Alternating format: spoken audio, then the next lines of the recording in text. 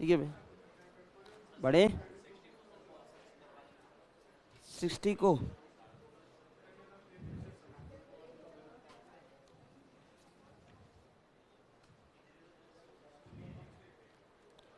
Question number 60 छोरा क्या कर रहा हो? ये तो मैंने कल करा दिया था ना, तो ऑप्शन से कराया नहीं तो मैंने कल ही क्वेश्चन नंबर 60 कल जो कराया था। अभी रुक जाइए, थोड़ी देर में पेन ड्राइव ला रहे हैं, जब तक वो क्वेश्चन सीधे खुल जाएंगे। जब तक मैं एक टॉपिक और लिखा हुआ है आपके सिलेबस में वो थोड़ा सा बता देता हूँ, बाय द वे क्वेश्चन आता है तो। एक टॉपिक और है, इसका एक ही बचा हुआ है, टॉपिक तो सभी हो गए। न्यूमेरिकल डिफरेंशिएशन, संख्यात्मक अवकलन। न्यूमेरिकल इंटीग्रेशन पढ़ा ही दिया, इंटीग्रेशन का तो हर बार क्वेश्चन आता है। डिफरेंशिएशन का कॉलेज लेक्चरर में जरूर क्वेश्चन आया 2016 में, 2021 में, एक बार शायद संस्कृत डिपार्टमेंट वाले में पूछा गया है। और इसके अंदर आपकी बुक के अंदर 8 एग्जाम्पल हैं टोटल, और इन 8 एग्जाम्पल से कभी बाहर जाता नहीं। वैसे सॉल्यूशन करने बैठेंगे तो ये तो आपको भी पता है कितना टाइम लगेगा। फॉर्मूला लगाओ, फॉर्मूले का अवकलन करो, फिर अवकलन करने के बाद उसमें वैल्यू रिप्लेस करो। अब आपको पता होता है फॉर्मूला लिखने में ही आपको काफ़ी समय लग जाता है, फिर उसका अवकलन करना है, फिर अवकलन करने के बाद उसमें वैल्यू रिप्लेस करनी है, फिर उसके बाद क्या निकालना होता है, आंसर निकालना होता है। तो ये थोड़ी सी प्रोसेसिंग जटिल हो जाती है। अब प्रोसेसिंग जटिल हो जाती है तो फिर क्वेश्चन का आंसर निकल तो जाएगा, लेकिन 15 मिनट से कम में किसी का आंसर नहीं निकलेगा, और कोई शॉर्ट कैलकुलेशन उसकी हो नहीं सकती, कोई और तरीक़ा से उसका डेरिवेटिव निकल जाए, इतनी वैल्यूज़ दे रखी हैं। तो उस केस के अंदर फिर हमारा केवल इतना ही दायित्व बनता है, या फिर ऐसा कीजिए उन पॉइंटों से गुजरने वाला फलन बनाओ, फिर उसका अवकलन करो, फिर अवकलन करने के बाद फिर वो पॉइंट की वैल्यू रखो, या पहले वो फॉर्मूला लिख लो, फिर उसका अवकलन कर दो, फिर उस पॉइंट की वैल्यू रख दो, फिर आपका अवकलन आ जाता है। थोड़ी सी जटिल प्रोसेसिंग होती है, फिर भी हमारा एक ही काम रहेगा कि बाय द वे अगर अवकलन का क्वेश्चन आता है तो 7-8 एग्जाम्पल दे रखे हैं, उन एग्जाम्पल को हम लिख लेंगे और उनके आंसर याद कर लेंगे, सीधे सीधे आ जाता है तो 2 नंबर का बेनिफिट होगा। इतने में हम एक विधि को करने के बाद उसका अवकलन करेंगे, 1 घंटे में उसके 8 के आंसर तो हम याद कर सकते हैं, 8 क्वेश्चंस के आंसर। चाहे हल्की हल्की नज़र से भी देखोगे तो एग्जाम पेपर में दिखाई देता है, तो आप आंसर टिक कर सकते हो, तो वो हमारे पास बेनिफिट मिल जाता है। तो यहाँ पर ही हमें थोड़ी सी इंटेलिजेंसी बरतनी पड़ेगी। यहाँ पर हमारे पास कोई ऑप्शन नहीं बचता, ऑप्शन से हो नहीं सकता अवकलन वाला, लंबा मेथड पड़ता है। क्वेश्चन 2 बार कॉलेज लेक्चरर में आए हुए हैं, एक बार संस्कृत डिपार्टमेंट के पेपर में आया हुआ, 3 बार क्वेश्चन आए हुए हैं अवकलन के, और कभी भी क्वेश्चन आपका नहीं आया हो, क्योंकि एग्जामिनर को पता है कि अगर मैं अवकलन का क्वेश्चन देता हूँ सेकेंड ग्रेड में या फर्स्ट ग्रेड के अंदर तो बच्चे को काफ़ी टाइम लगेगा, लेकिन कॉलेज लेक्चरर में वो दे देता है कि भाई मैंने 6-7 क्वेश्चन इजी दे दिए, एक क्वेश्चन मैं टफ दे देता हूँ, तो इसमें कोई दिक्कत वाली बात नहीं है। तो वहाँ पर एक क्वेश्चन आपको टफ मिल सकता है अवकलन वाले केस में। तो हमें यही चीज़ें हमें विशेषकर ध्यान रखनी होती हैं। तो लिखिए, एडिंग डाल सकते हो आप, संख्यात्मक अवकलन थोड़ा सा बता देता हूँ। अभी तक सेकेंड ग्रेड में कभी नहीं आया और फर्स्ट ग्रेड में भी कभी नहीं आया, पर ये टॉपिक एक छोटी सी लाइन में लिखा हुआ है। जब कभी नहीं आया तो आरपीएससी वही टॉपिक उठाती है ज़्यादातर जहाँ से क्वेश्चन कभी नहीं आया हो। तो यहाँ से क्वेश्चन आने के चांसेज आपके इस बार पेपर में हो सकते हैं 1-2 नंबर का, और 7-8 एग्जाम्पल हैं। अब एक का सॉल्यूशन हम करा देंगे भले ही, पर आप देख सकते हो कितनी जटिल प्रोसेसिंग होती है। तो इसके इसमें 7-8 के आप सीधे आंसर याद कर सकते हो, कुछ फॉर्मूले हैं वो हम सीधे लिखा देंगे आपको। तो हेडिंग डालेंगे संख्यात्मक अवकलन।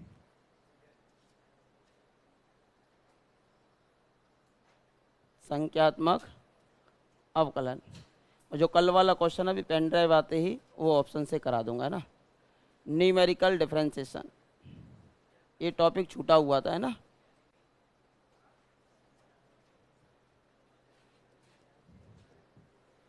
न्यूमेरिकल डिफरेंशिएशन सीट में दे रखा होगा मेन पृष्ठ पर, सीट में मेन पृष्ठ पे दे रखा है आपका, चौथी लाइन में दे रखा है, 4th रो में। Numerical differentiation, numerical integration, integration में पढ़ा चुका हूँ, डिफरेंशिएशन थोड़ा सा बता रहा हूँ। अब सिलेबस में दे रखा है तो ये टॉपिक छोड़ने से कोई तो बनता नहीं, अलग से दे रखा है। तो न्यूमेरिकल डिफरेंशिएशन, संख्यात्मक अवकलन, ठीक है भाई। सीट में नहीं मिलेगा, सीट में नहीं लिखा हुआ है, सिलेबस में दे रखा है तो मैं पढ़ा रहा हूँ उसको, है ना। पिछली बार नहीं पढ़ाया था, क्वेश्चन नहीं था, ना के बराबर चांसेज होते हैं। 2 बार कॉल लेक्चरर में आ चुका है और 1 बार संस्कृत डिपार्टमेंट के पेपर में आया, 3 ही बार क्वेश्चन आए हैं। क्वेश्चन जटिल होता है। तो देखो इसमें, हाँ भाई, हमने कुछ विधियाँ पढ़ी थी, ठीक है। और कौन कौन सी विधि पढ़ी थी पता है? न्यूटन का अग्र और न्यूटन का पक्ष समान अंतराल के लिए। अब हमने क्या किया, जैसे कि जब हम अवकलन पढ़ रहे हैं तो हमने 2 प्रकार के अंतराल पढ़े थे, एक तो समान अंतराल और एक असमान अंतराल। तो हमने क्या की थी, फलन ज्ञात करने की विभाजित अंतर विधियां पढ़ी थी। एक तो समान अंतराल की परिमित अंतर कलन के प्रयोग की विधि, समान अंतराल, आवाज नहीं करेंगे बिल्कुल भी, यहीं से क्वेश्चन होगा। एक तो समान अंतराल और एक होगी आपकी कौन सी, असमान अंतराल। एक समान अंतराल और एक असमान अंतराल, ठीक है भाई। समान अंतराल की जो विधियां पढ़ी थी आपने, पहली विधि पढ़ी थी न्यूटन का अग्र। हाँ जी, पहली विधि कौन सी थी?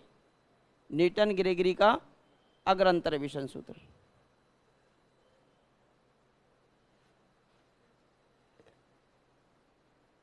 एक पढ़ा था आपने न्यूटन का पक्ष या न्यूटन ग्रेगरी पक्ष अंतर्वेशन सूत्र, ठीक है। फिर आपने थर्ड पढ़ा था, अब सुनो, न्यूटन के अग्र से बनाया था फिर आपने गॉस का अग्र। किससे बनाया था? न्यूटन के अग्र से ही बनाया था गॉस का अग्र। फिर आपने पढ़ा था गॉस का अग्र अंतर्वेशन सूत्र, और गॉस का अग्र आपने बनाया था न्यूटन के अग्र से, और गॉस का पक्ष भी आपने किससे बनाया था? न्यूटन के अग्र से। ये दोनों ही न्यूटन के अग्र से बनाए थे गॉस का पक्ष। ये आपको सब कुछ पता है कि नहीं पता?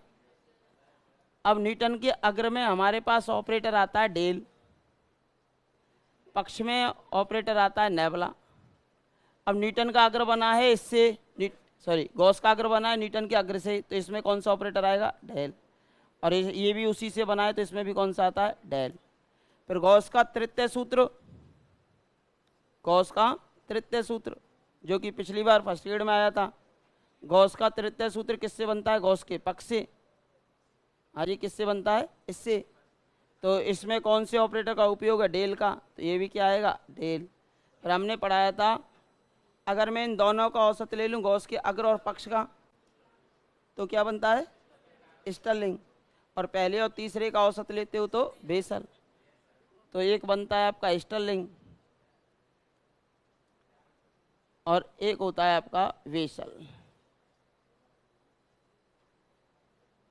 वेसल, ये सभी फॉर्मूले मैंने बताए थे। और आपने देखा होगा, अगर पुराने पेपरों का अवलोकन किया जाए, इधर से मैंने समाकलन के फॉर्मूले बताएं, उन पेपरों का अवलोकन करें तो हमारे पेपरों में एक सूत्र पूछा जाता है। जैसे इस बार वेसल का सूत्र पूछा था, पिछली बार सिम्पसन 1/3 का पूछ चुके हैं, एक बार 3/8 का पूछ चुके हैं। तो एक सूत्र आपसे पूछ लिया जाता है 2 नंबर का। इसमें भी डेल का उपयोग होता है। एक बार पूछा कौन से संकारक का प्रयोग नहीं होता है इनमें से, है ना। और असमान अंतराल के लिए हमने 2 पढ़े थे, एक तो पढ़ा था लांगराज का, और एक पढ़ा था हमने न्यूटन का विभाजित, Newton divided difference formula. Newton का कौन सा बोलो? विभाजित, न्यूटन का विभाजित अंतर्वेशन फॉर्मूला, न्यूटन का विभाजित, ये 2 पढ़े थे। अब 2 पढ़ने के बाद अगर मैं इनकी चर्चा करूं, गॉस का अग्र पक्ष, ये केंद्रीय अंतर्वेशन होते हैं। कैसे होते हैं? केंद्रीय अंतर्वेशन, यानी कि सेंट्रल डिफरेंस। केंद्रीय अंतर्वेशन, केंद्रीय अंतर्वेशन यानी कि मध्य में जो हमारे पास x के मान दे रखे हैं, उन x के मध्य मान के संगत अगर फलन की वैल्यू पूछी जाए तो ये वाला मान। तो केंद्रीय अंतर्वेशन से मतलब क्या होगा? सारणी के मध्य मान के संगत मान निकालना, सारणी के मध्य मान के संगत मान निकालना, मान निकालना। जो टेबल दे रखी है ना, उसकी मीडिएटर वैल्यू के करस्पॉन्ड वैल्यू ज्ञात करना। ठीक है भाई। अब ये तो इसमें लगता है केंद्रीय अंतर्वेशन में। हाजी, ये कब लगता है न्यूटन का आग्रह? न्यूटन का आग्रह लगता है कब? हाँ जी, न्यूटन का आग्रह कब लगता है? अगर प्रारंभिक मान के नजदीक, सारणी के प्रारंभिक मान के नजदीक किसी मान के संगत फलन का मान पूछा है तो न्यूटन का आग्रह। अगर सारणी के अंतिम मान के नजदीक किसी बिंदु के करस्पॉन्ड फलन का मान ज्ञात करना है तो न्यूटन का पक्ष, और बीच में किसी वैल्यू के संगत ज्ञात करना है तो ये वाले, इनमें से कोई सा भी फॉर्मूला आप अप्लाई कर सकते हो। और अगर इक्वल इंटरवल ना होकर अनइक्वल इंटरवल हो तो उस केस के अंदर हमें ये वाले फॉर्मूले अप्लाई करने।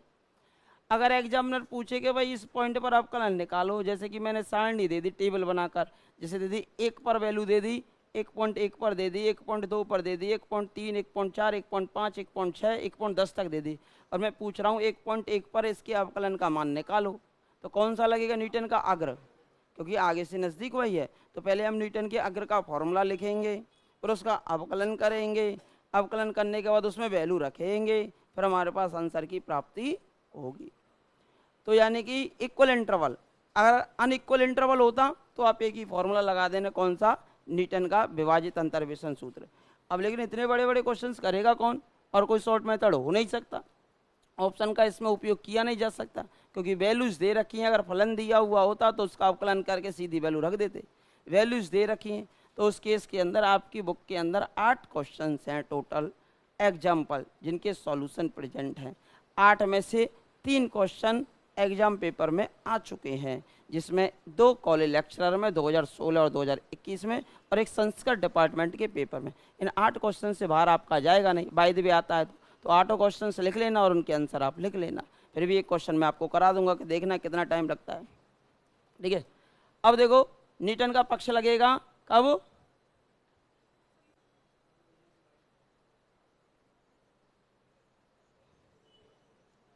अंतिम मानों के संगत, अंतिम मानों के संगत। ये लगता है सारणी के मध्य मानों के संगत, सॉरी प्रारंभिक मानों के संगत, प्रारंभिक मानों के संगत, प्रारंभिक मानों के संगत। ये लगता है, ये जो है ये सब कुछ जानते हो। ठीक है भाई, ये असमान अंतराल के लिए। अब हमें करना है अवकलन। अवकलन करने के लिए पहले तो हमें फॉर्मूले याद होने चाहिए। फॉर्मूला याद होगा, फिर फॉर्मूला हम देखेंगे कौन से मान पर पूछा है अवकलन। अच्छा, 1.1 पर आगे से नज़दीक तो न्यूटन का अग्र लिखेंगे, फिर उसका क्या करेंगे? अवकलन करेंगे, फिर वो वैल्यू रिप्लेस करेंगे, फिर आंसर की प्राप्ति होगी। अच्छा, पीछे से नज़दीक तो फिर क्या लगाएंगे? न्यूटन का पक्ष लगाएंगे। न्यूटन का पक्ष लगाने के बाद वैल्यू रखेंगे, वैल्यू रखने के बाद आंसर आएगा, और वही आंसर आपका क्या हो जाएगा? फिर उसके बाद अगर बीच में से तो गॉस का अग्र या पक्ष या गॉस का तृतीय या स्टर्लिंग या फिर बेसल। इस प्रकार आपसे अभी तक जो क्वेश्चन पूछा जा चुका है, एक बार तो इस पे आया है, एक बार इस पे आ चुका है असमान अंतराल के लिए, दोनों बार कॉलेज लेक्चरर में आया है। अब बस एक बार शायद न्यूटन के अग्र पे आ चुका है, वो आया आपका संस्कृत डिपार्टमेंट वाले में, पहला क्वेश्चन। अब समस्या ये होती है 2 वैल्यू की बात हो, 3 वैल्यू की बात हो, 4 वैल्यू की बात हो, कर देता है बच्चा 2-3 वैल्यू तक, लेकिन वैल्यू 8-8 दे दी, 8-8 वैल्यू दे दी। अब 8-8 वैल्यू के लिए टेबल बनाओ, फॉर्मूला लिखो, उसका अवकलन करो, और अवकलन करने के बाद उस फॉर्मूले में टेबल से वैल्यू रखो। तो कम से कम 10 मिनट से कम तो कोई सवाल ही नहीं उठता कि 10 मिनट से पहले आप इस क्वेश्चन को सॉल्व कर सकते हो। तो उस केस में आपका एक ही रोल बचता है कि सीधा क्वेश्चन देखो और सीधा उसका आंसर देखो। बस उसका टिक करना पड़ेगा। ऐसे ही मैंने जैसे एनए में कुछ क्वेश्चंस पहले भी बताए हैं कि जहाँ हमें लगता है कि टाइम लगता है ऑप्शन का उपयोग हम नहीं कर सकते और कोई मेथड इसका सॉल्व है नहीं जिससे हम इसका अवकलज निकाल सकते हैं, तो उस केस में केवल हमें जो भी हमारी किताबों के अंदर क्वेश्चंस दे रखे हैं, ये अप्लाइड वाली किताबें होती हैं, इनसे बाहर जाता नहीं कभी भी क्वेश्चंस। अप्लाइड वाली किताबें होती हैं, इनके जो एग्जाम्पल्स दे रखे हैं 8-7, उनको देख जाओ हल्की नज़र से और उनके आंसर्स को हल्की नज़र से देख जाओ। जैसे एग्जाम पेपर में दिखाई देता है बस हमें आंसर टिक करना पड़ता है, तो उस केस में हमें थोड़ा सा याद रखना पड़ता है, वो आपको पहचानना पड़ेगा। वैसे तो आप भूल जाओगे, सब पे 1.1, 1.2, 1.3 दिखाई देगा, पहचानोगे कि जैसे कि मैं लिखाऊंगा गॉस के अग्र से, गॉस के पक्ष से, तो आप वैसे पहचान लोगे गॉस के अग्र से कर रहे हैं आगे से। अच्छा, न्यूटन के अग्र के हम 2 ही क्वेश्चन पढ़ के आए हैं, गॉस के अग्र या पक्ष का हम 2 ही क्वेश्चन पढ़ के आए हैं, तो वहाँ से हम आंसर टिक कर सकते हैं। लेकिन वहाँ से गॉस के अग्र या पक्ष का क्वेश्चन आता है आपकी किताब से, तो वहाँ से तो आएगा नहीं, मैंने पहले ही कहा वहाँ से कोई क्वेश्चन नहीं पूछा जाता है, केवल कहाँ से पूछा जाएगा, बेसल या स्टर्लिंग से पूछा जाता है। वो मैं 2 क्वेश्चन आपको लिखा ही चुका हूँ। लेकिन यहाँ अवकलज से पूछ लिया जाता है, अवकलज में उनको सॉल्यूशन कहीं मिलता नहीं। समस्या क्या होती है कि मान के चलो अगर एग्जामिनर कोई अनसॉल्व क्वेश्चन उठा लेता है, उठा लिया, और बाय द वे टाइपर ने मिस्टेक से उसका आंसर गलत टाइप कर दिया, और एग्जामिनर सपोज कीजिए आंसर की से उठा वो पीछे से आंसर उठाकर ऑप्शन बना के लिख भी सकता है, और बच्चे ने बाद में सॉल्व किया और उसका आंसर मैच नहीं हो रहा, तो वो रेट लगाएगा। अब रेट लगाएगा तो एग्जामिनर को दिक्कत होती है, उसे फिर हाथ से सॉल्व करना पड़ता है, कई भी इस पर रेट लगी है, क्या कारण है क्या नहीं है, तो इतना एग्जामिनर करना नहीं चाहता। तो हमेशा अगर ऐसा क्वेश्चन बड़ा देता भी है बुक से ही देगा। अब क्लास सिलेबस में दे रखा तो बुक से उठा के देगा 8 एग्जाम्पल में से 1 एग्जाम्पल। अब 8 एग्जाम्पल में एक भी एग्जाम्पल छोटा नहीं है, सभी की सभी बड़े बड़े एग्जाम्पल है। अब बुक से उठा के देगा, बड़ा हो या छोटा हो, फिर देगा तो वो देगा, सीधा रख देता है, उसे कोई मतलब नहीं करे या ना करे, सिलेबस में दे रखा है मैंने तो दे दिया। अब तुझा 2 घंटा में कर, पूरी एक ही क्वेश्चन है, 3 घंटा में पूरी एक मत कर, उनका मतलब ही होता है। तो उस केस में हमें केवल थोड़ी सी चतुराई का ध्यान रखना पड़ता है और कुछ नहीं करना पड़ता। अब हमें यही अवकलन पे अप्लाई करना है, संख्यात्मक अवकलज पे। क्या अगर सारणी के प्रारंभिक मान के संगत पूछा है तो न्यूटन के अग्र अंतर्वेशन सूत्र का अवकलन कर मान ज्ञात करेंगे। सारणी के अंतिम मान के संगत पूछा है तो न्यूटन के पक्ष अंतर्वेशन सूत्र का अवकलन कर मान ज्ञात करेंगे। अगर बीच में किसी वैल्यूज के संगत पूछा है तो उनका अवकलन कर क्या ज्ञात करेंगे, मान ज्ञात करेंगे। अगर असमान अंतराल के लिए दे रखा है तो न्यूटन के विभाजित अंतर्वेशन सूत्र का उपयोग कर मान ज्ञात करेंगे। यहाँ से हम इस प्रकार से मान ज्ञात करते हैं। जैसे कि आप देख सकते हो कॉलेज लेक्चर 2021 का क्वेश्चन टेबल बना के दे दी, हमने मान लिया। जैसे क्वेश्चन नंबर 118 है, क्वेश्चन नंबर 118 टेबल बना के दे दी 0, 2, 3, 4, 7, 9, फिर एफ एक्स दे दिया, फिर del dot f x, del dot square f x, सब कुछ दे दिया, और एफ डैश 5 का मान पूछा है। सब कुछ देने के बावजूद भी अगर हमको सब कुछ दे भी दिया फिर भी तो हमें न्यूटन, अब असमान अंतराल है, 0 के बाद 2 आता है, फिर 2 के बाद 3 हो गया, समान है क्या असमान है, असमान हो गया, 3 के बाद फिर 4 हो गया, 4 के बाद 7 हो गया, तो असमान अंतराल है। तो पहले हमें लिखना पड़ेगा न्यूटन का विभाजित अंतर्वेशन सूत्र, फिर उसका करना पड़ेगा अवकलन, और अवकलन करने के बाद फिर ये वैल्यू जो लिख रही है ना, ये सभी की सभी वैल्यूज फॉर्मूले में रखनी पड़ेंगी, और रखने के बाद फिर हमें आंसर प्राप्त होगा। तो लंबी प्रोसेसिंग हो जाएगी। अब इतनी लंबी प्रोसेसिंग तो आप कर पाओगे क्या, नहीं कर पाओगे। तो इसका आंसर वैसे 98 आएगा। अभी 98 है तो इसका जो आंसर है वो क्या आता है आपका, 98 आता है। अब जैसे कि 2 क्वेश्चन तो आ ही चुके हैं, 2 या 3 क्वेश्चन तो इसमें, अब 3 क्वेश्चन के आंसर तो वैसे ही पता चल जाएगी आपको, जो बताएंगे तो कि भाई 3 क्वेश्चन के आंसर ये हैं, और बचे 4-5 क्वेश्चन उनके और लिखा देंगे आपको, जो हमें इम्पोर्टेंट लगेगा, 5 में से भी और इम्पोर्टेंट लगेंगे वो हम आपको बता देंगे। 3 तो ये हैं कि ये 2 कॉलेज लेक्चरर में आ चुके हैं, अभी RPSC first grade second grade में नहीं आए, तो मोस्टली रिपीट होंगे, तो यही क्वेश्चन होंगे मोस्टली। अगर रिपीट होने के चांसेज होंगे तो इन्हीं क्वेश्चंस के होंगे, क्योंकि कॉलेज लेक्चरर में पूछे गए 2016 में और 2021 वाले में। तो अगर सेकंड ग्रेड में आता है या फर्स्ट ग्रेड में आता है तो यही क्वेश्चन रिपीट होने के चांसेस रहेंगे। तो ये तो आप यही हम अवकलन पे लगाएंगे, तो ये लिख सकते हो आप, पहले भी लिख रखा होगा ये, और लिखना चाहो तो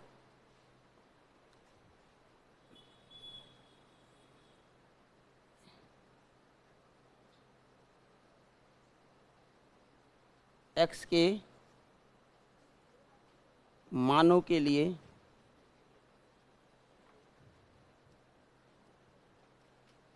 के लिए निम्न सूत्रों का उपयोग कर निम्न सूत्रों का उपयोग कर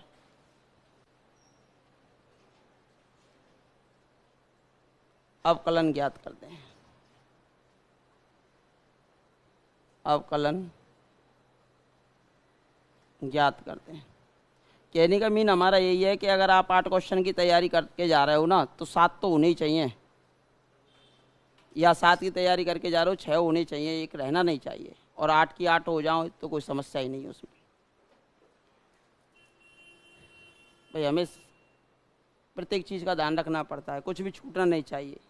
ठीक है, हैं? सेम यही उतारना और क्या।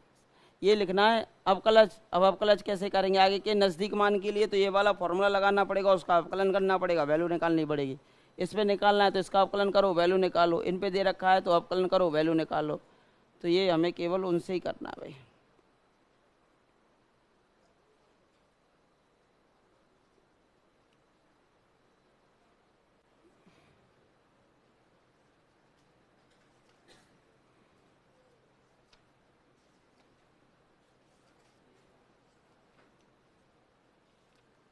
लिख लो इसको। वैसे तो पहले भी लिख चुके हो आप इसे, फिर अभी अवकलन में यूज कर रहे हैं। एग्जामिनर ऐसे भी पूछ सकता है कि x बराबर 0.5 पर अवकलन करने के लिए इनमें से कौन सा फॉर्मूला मैं अप्लाई करूं जो सबसे ज़्यादा अच्छी वैल्यू दे। तो उस अनुसार आप देख लेना सारणी में कहाँ पर वो प्रेजेंट है, उस अनुसार आप आंसर लगा देना।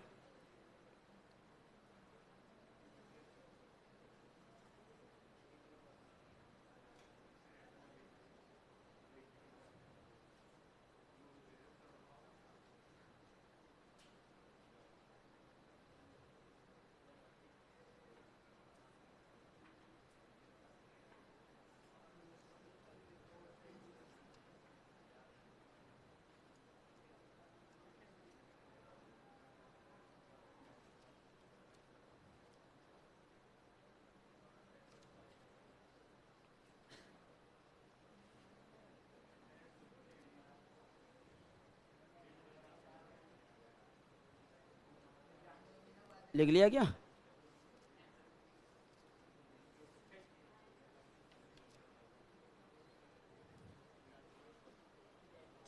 हाँ जी।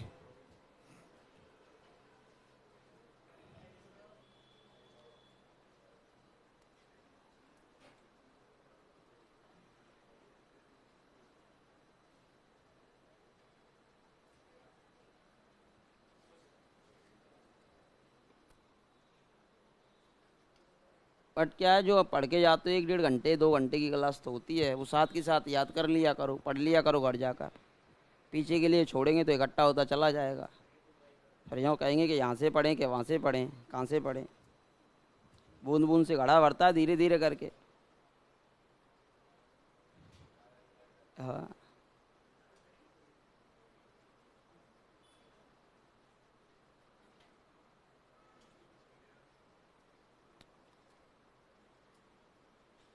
अभी लिख लिया ना।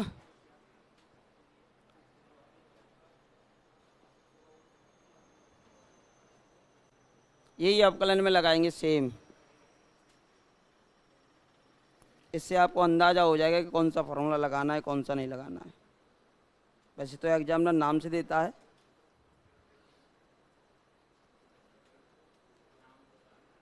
हाँ जी। मैं ज़्यादा नहीं लिखाऊंगा इसमें, 8 भी नहीं लिखाऊंगा, 5 ही लिखाऊंगा क्वेश्चंस। 3 को मैं छोड़ूंगा, वो आप देख सकते हो, वो आएंगे नहीं। हाँ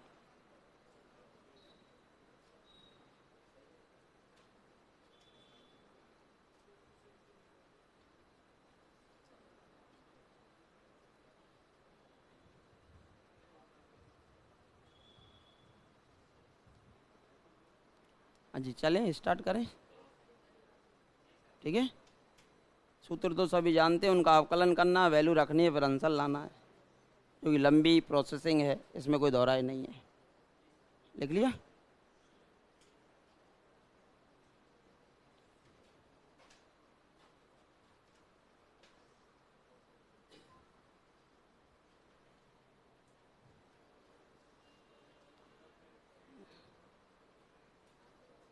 हाँ जी, कुछ क्वेश्चंस हैं जो इम्पोर्टेंट है एग्ज़ाम के पॉइंट ऑफ व्यू से, जिनके आने के पूरे पूरे चांसेज हैं, तो उन्हें लिख सकते हैं। नहीं आए वो अलग बात है, सेकंड ग्रेड में वैसे कभी आए नहीं। तो लिखिए, आपकी बुक का है टोटल 7 एग्जाम्पल दे रखे हैं, 7वां ही एग्जाम्पल है, और ये आया है कॉलेज लेक्चरर 2021 में।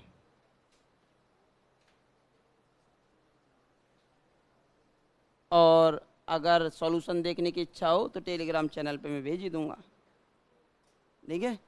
वो थोड़ी लंबी प्रोसेसिंग पड़ती है, फार्मूला लिखो, फिर उसका अवकलन करो, फिर वैल्यू रखो, इतना आपके पास कहाँ टाइम होता है। f'5 का मान ज्ञात करो, यानी अवकलन ज्ञात करना है, लेकिन किस पॉइंट पर ज्ञात करना है? 5 पर। यहाँ आपका x है और यहाँ पर आपका fx है, लेकिन कॉलेज लेक्चरर के पेपर में एग्जामिनर ने क्या किया? कॉलेज लेक्चरर के पेपर में एग्जामिनर ने केवल इतना सा काम किया, ऊपर तो वैल्यू रख दी x की, फिर fx की, फिर वो टेबल भी पूरी बना के दे दी। इतना काम आसान कर दिया था बस एग्जामिनर ने। यहाँ पर आपके लिए दे रखा था 0, 2, 3, 4, यही तो क्वेश्चन था, और 7 और 9, बट पूरी टेबल बना के दे दी थी एग्जाम में। यहाँ से दे रखा था 4, 26, 58, 112, 466 और 922। अब इसी पे वैल्यू पूछे, और किसी पे पूछेगा भी नहीं इसके अतिरिक्त, क्योंकि जैसा क्वेश्चन लिखा हुआ डिटो लिख के देता है एग्जामिनर वहाँ से बुक से। तो इसका जो आंसर आता है, इसमें कौन सा फॉर्मूला लगेगा बताना। बस इतना पूछ सकता है कि इसमें कौन सा सूत्र लगेगा। असमान है 0, 2, 3, 4, 7, असमान अंतराल है। इन दोनों के बीच डिफरेंस 2 का है, इनके बीच 1 का है, इसके बीच 1 का है, इसके बीच 3 का है, इसके बीच 2 का है। डिफरेंस समान नहीं है। असमान अंतराल के लिए न्यूटन का विभाजित अंतर्वेशन सूत्र, ठीक है भाई। आप तो वही लगाना, न्यूटन का विभाजित अंतर्वेशन सूत्र, या लांगराज का भी लग जाता, बट आप तो न्यूटन का विभाजित अंतर्वेशन सूत्र, तो इसमें लिख लेंगे। हाँ जी, अब इतना तो आप पता कर सकते हो कौन सा सूत्र लगेगा, लेकिन लगा नहीं पाओगे आप एग्जाम पेपर में। न्यूटन का विभाजित अंतर्वेशन सूत्र से, वैसे मैं इस क्वेश्चन को करा दूंगा भले, जैसे कॉलेज लेक्चरर का ओपन करूंगा। अंतर्वेशन सूत्र से मान या f'5 बराबर आता है 98। और क्या करना है, सॉल्यूशन तो हो नहीं पाएगा, 1 घंटे हम याद कर लेंगे, इतने में सॉल्यूशन सीखेंगे, ठीक है। 4-5 क्वेश्चन आ जाते हैं तो।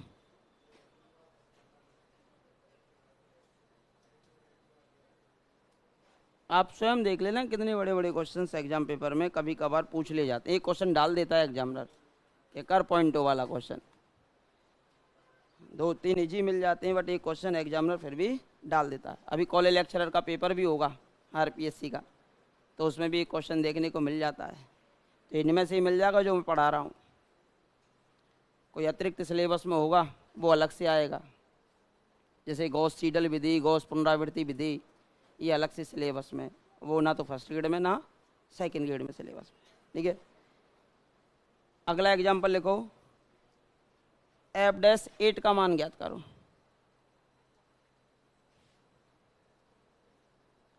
f'8 का मान ज्ञात करो। यहाँ दे रखा x और यहाँ दे रखा fx।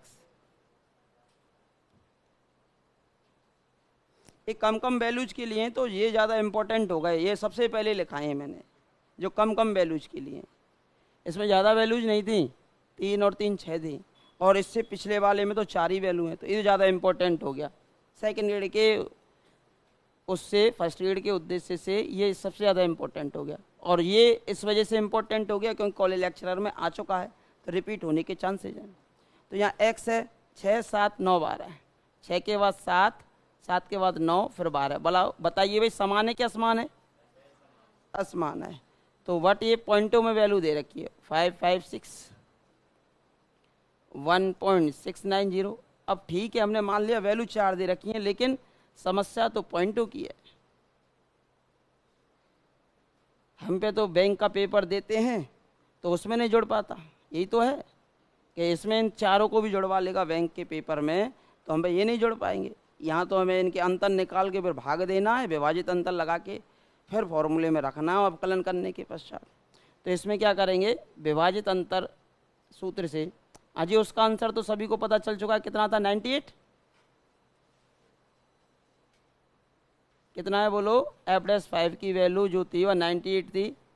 अब ये पॉइंटों में आएगी, भाई पॉइंटों में मान दे रखे हैं तो डेफिनेटली इसकी वैल्यू किस में आएगी, पॉइंटों में आएगी।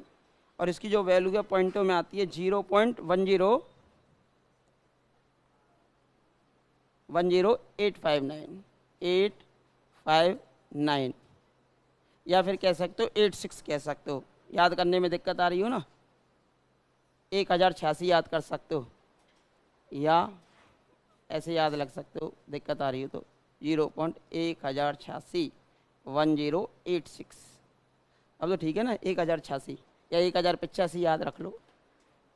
1085 पीछे 9 आ रहा है तो उसको 86 कह सकते हो, 1086 याद रख सकते हो। 0.1080 0.1080।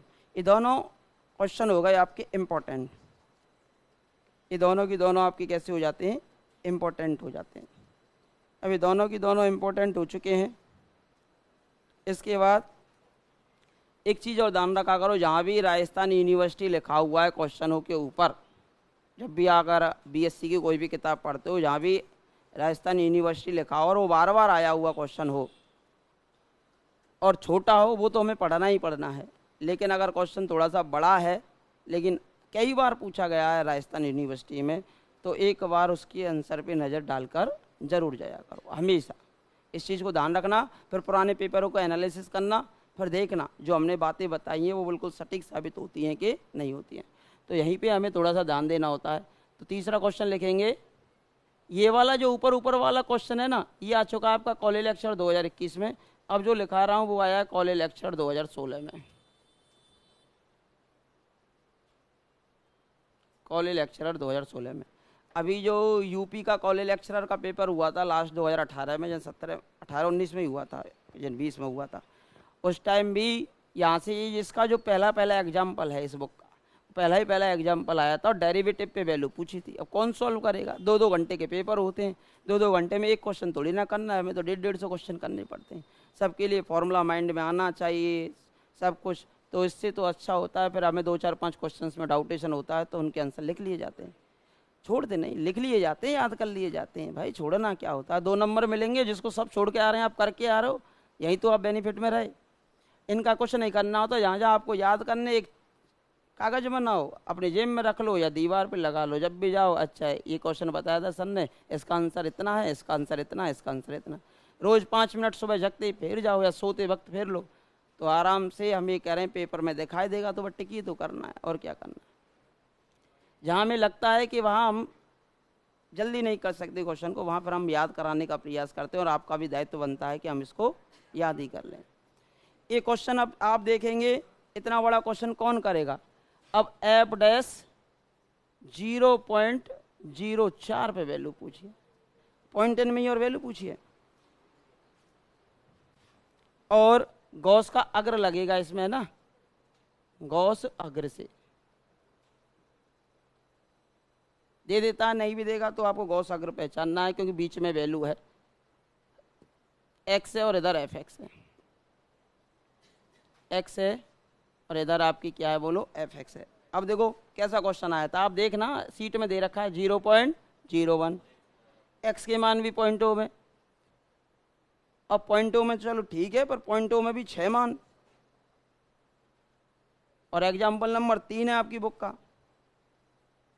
0.04 और एक 0.05, एक 0.06। अगर आपके स्थान पर अगर हम भी एग्ज़ाम देते तो हम भी याद करके जाते। हम आपको वही चीज़ सिखा रहे हैं कि एग्ज़ाम कैसे फाइट किया जाता है, क्योंकि वहाँ हमें फाइट करना है, सिखाना अलग चीज़ है। अगर हमें बीएससी में पढ़ाना हो आपको तो सिखाने में कोई नहीं है, बस फॉर्मूला लिखना, उसका अवकलन करना है, वैल्यू रखनी है। वहाँ 5 नंबर के लिए लड़ोगे आप और यहाँ 2 नंबर के लिए लड़ना है और भीड़ में सबसे आगे बढ़ना है, तो यहाँ हमसे वैसे सॉल्व हो नहीं पा रहा, तो हमारा एक ही दायित्व बनता है, फिर हमें आंसर ही देखना पड़ेगा इसका। तो हाँ जी, अब मिक्स हो जाएगा, उसी के लिए तो बता रहे हैं आपको, बार बार रिवाइज करो, ऐसी कोई चीज़ नहीं जो मिक्स हो जाए। 1023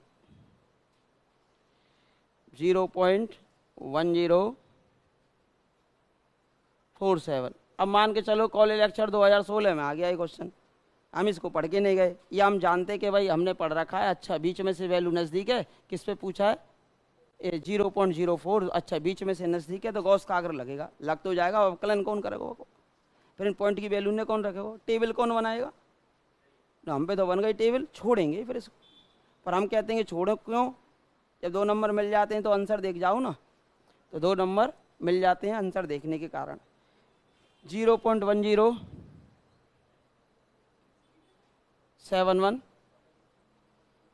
0.1096, 0.1122 और 0.1148। अब ये क्वेश्चन दे रखा है, तो गॉस के अग्र सूत्र से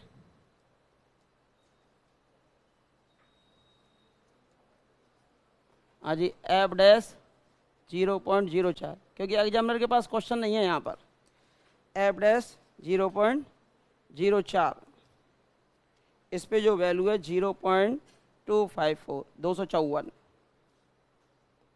वो 1086 था, 1086, वो 98 था शायद, और ये 254 है, 254, 0.254, ठीक है भाई। अब भाई हमने तीसरा एग्जाम्पल लिख लिया, छठवां लिख लिया, सातवां लिख लिया, चौथा छोड़ दिया और पांचवा छोड़ दिया। अब इधर से हम तीसरा लिख लिया, दूसरा छोड़ देंगे, पहला रखेंगे। तो एक example number 1, example number 3, example number 5 और एग्जाम्पल नंबर 6, 7 दे रखे हैं। 7 में से हम 4 याद करेंगे, 4 से बाहर आपका जाएगा नहीं, ठीक है। एक और कर लेते हैं, एक और मैं लिखा देता हूँ, पहला ही पहला। इसके चांसेस इस कारण बन चुके थे क्योंकि राजस्थान यूनिवर्सिटी 2011 में आया हुआ क्वेश्चन था, और राजस्थान यूनिवर्सिटी 2011 में आया हुआ तो सीधा उठा के रख दिया। अब जैसे कि 10 क्वेश्चन देते हैं एनए के, या 12 क्वेश्चन देते हैं एग्जामिनर कॉलेज लेक्चरर में, तो 12 में से एक क्वेश्चन तो टफ डाल ही देते हैं वो, तो भाई कुछ हम वैसे दे रहे हैं तो उनका टाइम यहाँ लगाएगा बच्चा, 12 में से एक क्वेश्चन टफ डाल ही देते हैं। अगर बच्चा रट के आया आंसर, हर गुण देखना चाहता है बच्चे का कि अगर बच्चा ऐसे नहीं तो ऐसे भी पढ़ के आ सकता है कि नहीं आ सकता है, तो प्रत्येक गुण का परीक्षण करना चाहता है, तो थोड़ा बहुत रटा हुआ ज्ञान भी यहाँ काम आ जाता है इस केस के अंदर। हाँ जी, एक क्वेश्चन है, एग्जाम्पल नंबर लिखेंगे हम, पहला ही पहला।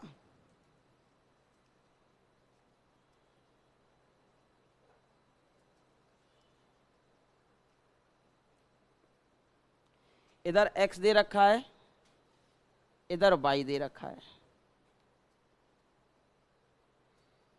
1.0, अब आप पहचानना भाई, वो भी इक्वल इंटरवल के लिए था लेकिन बीच में था तो गॉस का अग्र लगा। 1.2, 1.4, 1.6, 1.8 और 2.00। तो इक्वल इंटरवल है या नहीं है देख लो। इधर y के मान दे रखे हैं 0.00। अब एग्जामिनर पे कोई दिक्कत तो आती नहीं, सॉल्यूशन सामने दिखाई देता ही है, एग्जामिनर को बस पेन कॉपी से लिख के और टाइप करवाना होता है।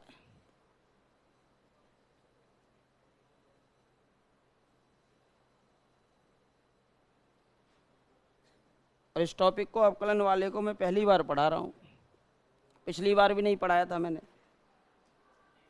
और क्वेश्चन भी नहीं आया था क्योंकि कभी पूछा नहीं गया फर्स्ट ग्रेड सेकंड ग्रेड में। एक बार संस्कृत डिपार्टमेंट में जरूर आ चुका है, शायद यही आया था।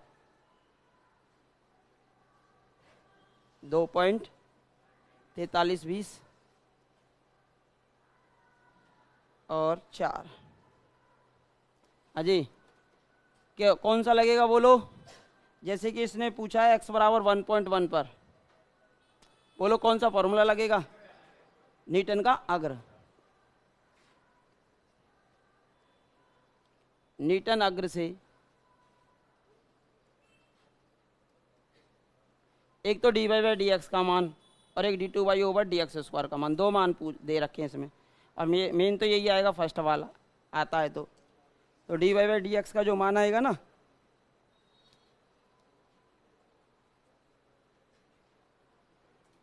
ये आएगा आपके पास कितना, 0.264।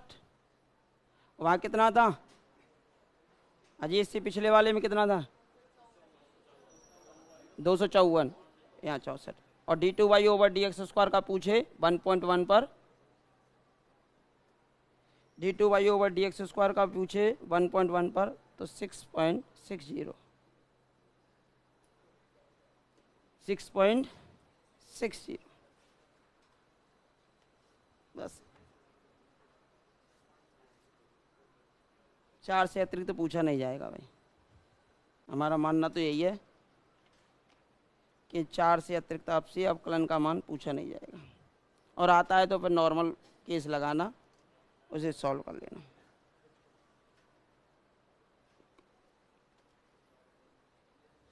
हाँ भाई, एक का 98, 98, एक का 254, एक का 264, 6.60, ठीक है। और एक और बचा है क्या, 1086, 0.1086, और पीछे 9 आ रहा था, 859 था, या 86 कह सकते हो। 1086 डिजिट में याद किया करो, पूरी डिजिट में एक साथ।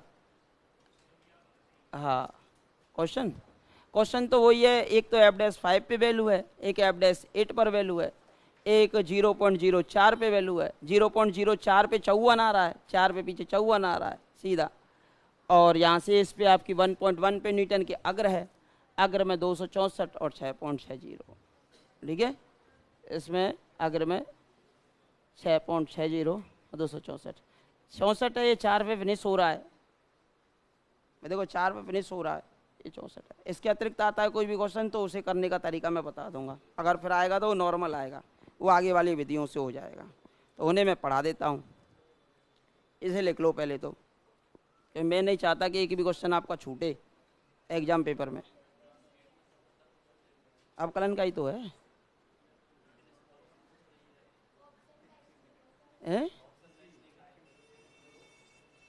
77 में।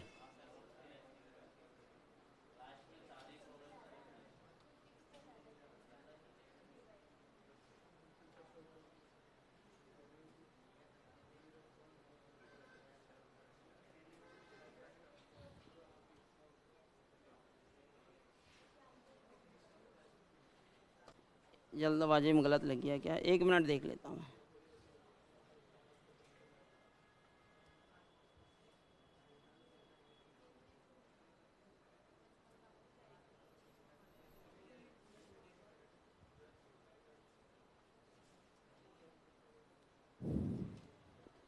इसको चेंज कर लो भाई,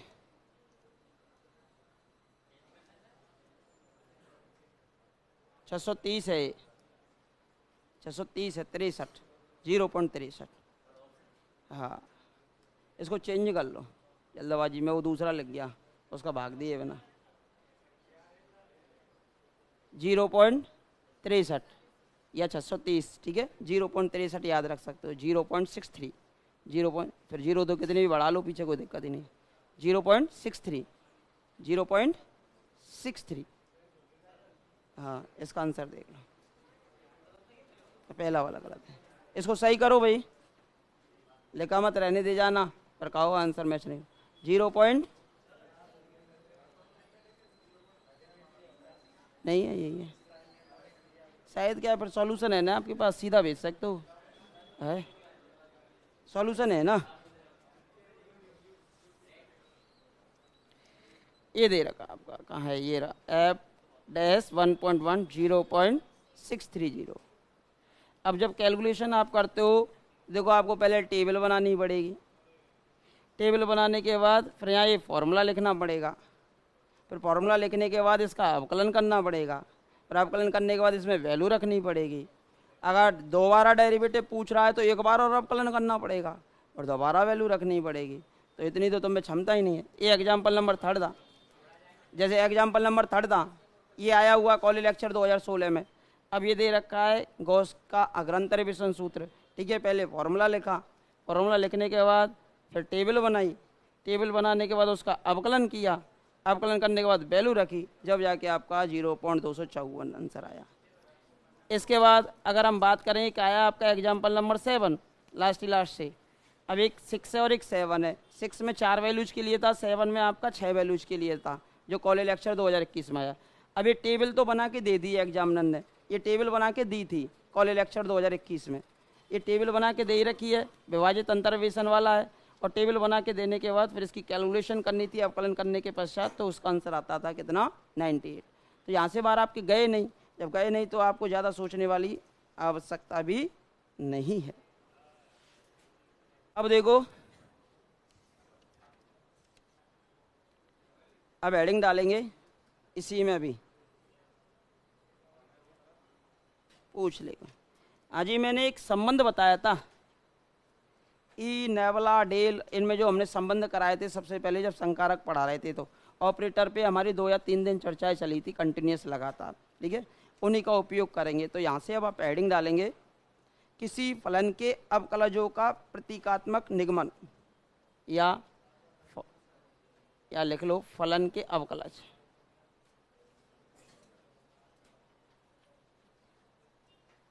फलन के अवकलज प्रतीकात्मक रूप में, ठीक है भाई। हाँ जी, लेकिन एक ही केस आपको याद है ना, मैंने बताया था जैसे dy/dx का मान निकालना है आपको x = x0 पर। d means derivative, d means derivative. हाँ जी, d की वैल्यू किसके बराबर होती थी पता है, कुछ याद आ रहा है कि नहीं आ रहा? डेरिवेटिव d का मान log में था, log 1 प्लस डेल था, बोलो भूल गए क्या? तो ये था, आपको कुछ याद आ रहा हो, log 1 प्लस डेल 1/h, याद आ गया ना? भूल जाते हो। और नेवला की टर्म में यहाँ माइनस आता था और अंदर भी माइनस आता था, तो सब कुछ प्लस आता था। अब देखो, आप जानते हो dy/dx, d का मतलब होता है डेरिवेटिव, d/dx। अब यहाँ dy/dx निकालना है और x = x0 पर, यानी कि प्रारंभिक बिंदु पर। कौन सा बिंदु है ये? प्रारंभिक बिंदु पर अगर आपको ये निकालना हो, प्रारंभिक बिंदु पर अगर आपको निकालना हो, तो d का मान आप जानते हो 1/h log 1 प्लस डेल होता है। तो ये हो जाएगा आपका 1/h log 1 प्लस डेल, ठीक है।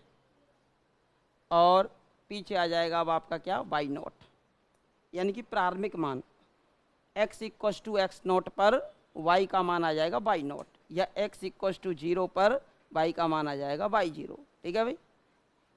बस इतना आप जानते हो कि d मीन्स डेरिवेटिव का मान होता है 1/h log 1 प्लस डेल। अब dy/dx निकालना है, यानी कि मुझे केवल y निकालना है x0 पर, तो x0 पर y की वैल्यू y0 होती है, तो ये फॉर्मूला लगा देंगे, सीधा हमारे पास ये मान आ जाता है। तो यहाँ से dy/dx का मान आ गया भाई। अजी लॉग को खोलना तो सभी जानते हैं शायद, तो लॉग को खोल दीजिए। तो यानी कि dy/dx x = x0 पर, अजी लॉग को खोलिए 1/h। अजी log 1 प्लस x का प्रसार सभी जानते हैं, log 1 प्लस x का प्रसार कितना होता है बोलो, x minus x² plus x³ इस प्रकार चलता है ना। तो यहाँ से अब आपका आएगा कितना बोलो, del minus del² plus del³ minus ... और ये आ जाएगा y0। तो ये फॉर्मूला लगाकर अगर प्रारंभिक वैल्यू पर अवकलन पूछ रहा है एग्जामिनर, कौन सी वैल्यू पर, प्रारंभिक वैल्यू पर अगर अवकलन पूछ रहा है, तो ये फॉर्मूला लगाकर हम प्रारंभिक वैल्यू पर क्या निकाल देते हैं, अवकलन निकाल देते हैं। इसमें भी हमने कौन सा फॉर्मूला पढ़ लिया, फर्स्ट। अगर मुझे अब इसका स्क्वायर करना होता, d2y/dx² निकालना होता, सेकेंड क्या निकालना होता बोलो, d2y/dx², लेकिन कौन से पॉइंट पर, प्रारंभिक बिंदु पर ही निकालना होता, x = x0 पर। अब इसका स्क्वायर कर देते, अब इसका क्या कर देते आप, स्क्वायर। तो इसका स्क्वायर कर दीजिए भाई, तो ये हो जाता 1/h², ये हो जाता log 1 प्लस डेल का होल स्क्वायर, और ये हो जाता बाई नॉट का स्क्वायर मत करना, ये तो वैल्यू है। ठीक है भाई। अब वो 2 बार किया तो केवल हमें इसका वर्ग करना, बाई नॉट रहने देंगे। अब इसको जब आप सॉल्व करते हो तो इसका आंसर आएगा आपके पास कितना, 1/h² del square y not, यानी है भाई फॉर्मूलों की, इसमें तो जितने ज़्यादा आपको फॉर्मूले याद रहेंगे उतना ही आपको फ़ायदा होगा। Del cube y naught plus 11/12 del 4 y naught और माइनस 5/6 डेल 5 बाई नॉट। वैसे ये नहीं पूछा जाएगा, आप तो एक को याद रख लो, फर्स्ट वाले को, आप तो फर्स्ट वाले को याद रखना। और ये हो सकता है मे बी पॉसिबल सीधा फॉर्मूला दे दिया जाए d2/dx² का, तो वहाँ पर थोड़ा सा याद रखने की दृष्टि, क्वेश्चन तो अगर ना के बराबर केस में आएगा इस पे आ सकता है, या तो इस पे आ सकता है। जैसे कि क्वेश्चन दे भी रखा है शायद आपका, एक क्वेश्चन था शायद, मैंने देखा भी था अभी जस्ट, ये दे रखा है क्वेश्चन नंबर 73 सेकंड ग्रेड 2018। लिखाया थोड़ी ना मैंने इसका आंसर, के लिखाया है 73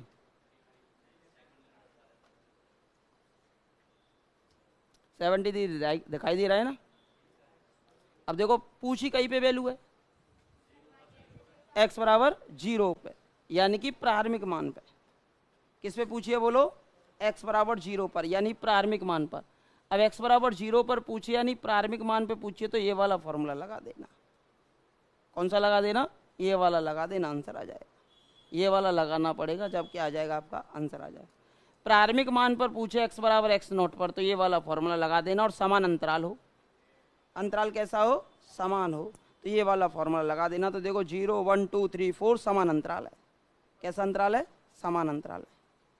ठीक है, ये वाला फॉर्मूला आप लगा सकते हो क्वेश्चन नंबर 73 में। ठीक है, अब मुझे बताओ जब 2 निकाला था तो आपने स्क्वायर कर दिया था, इसी प्रकार डॉट डॉट डॉट करके अगर मैं r बार अवकलन करूं, कितनी बार, r बार, यानी कि dry/dxr, वो भी किस पॉइंट पर, x = x0 पर। अब खुल तो नहीं सकता वो फॉर्मूला, बट इसमें क्या करेंगे, यहाँ h की पावर कितनी आ जाएंगी, फिर बोलो r आ जाएंगी, और log 1 प्लस डेल की पावर कितनी हो जाएगी, बोलो r हो जाएगी। कितनी हो जाएगी, r हो जाएगी, और यहाँ कितना आ जाएगा, बोलो y0 आ जाएगा। तो ये फॉर्मूला आप सीधा याद रख सकते हो, ये वाला। और हमें तो मोस्टली पहला याद होना चाहिए कि 1/h log 1 प्लस डेल होता है y0 पर, और log 1 प्लस x को खोलना आप जानते हो, तो इसे खोल देंगे तो ये वाली वैल्यू आ जाती है, और इसे खोल देते हैं तो आपकी ये वाली वैल्यू निकल के आ जाती है। हाँ जी सर, क्या डिफरेंशिएशन,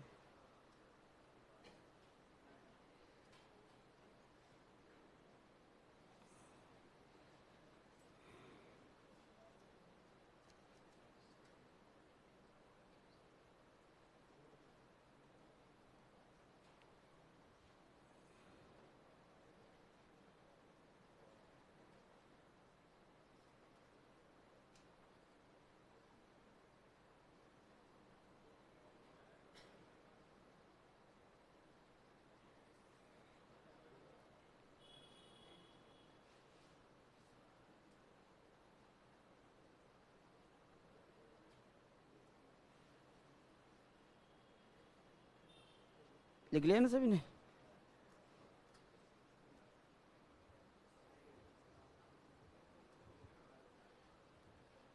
हाँ भाई, 1/h log 1 प्लस डेली तो याद रखना है। अगर 2 बार अवकलन करना है तो उसका वर्ग कर दो, तीसरी बार करना है तो क्यू कर दो, 10 बार करना है तो उसकी पावर 10 लगा दो, और r बार करना है तो उसकी पावर r लगा दो। और पहला आप याद जानते ही हो कि 1/h del minus del square upon 2 plus del cube upon 3 plus dot dot dot by naught होता है। और दूसरा वाला हल्की सी नज़र से देख जाना, एग्जाम पेपर में सीधे ही आ जाता है, तो नहीं छोड़ देना भले। ये हो गया यहाँ तक, कोई समस्या किसी को? और इस क्वेश्चन को सॉल्व करके बताओ मुझे। ये क्वेश्चन दे रखा है ना, x बराबर 0 पर dy बाई डी एक्स का मान कितना होगा।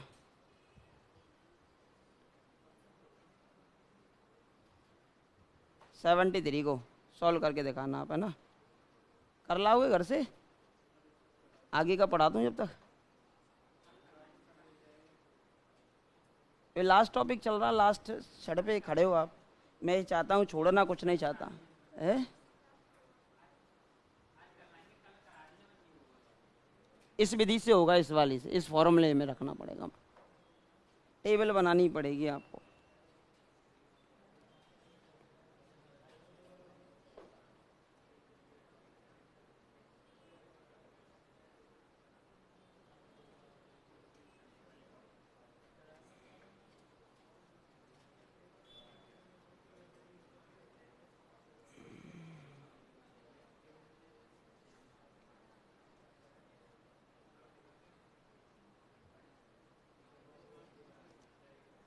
अजय लिख लिया क्या?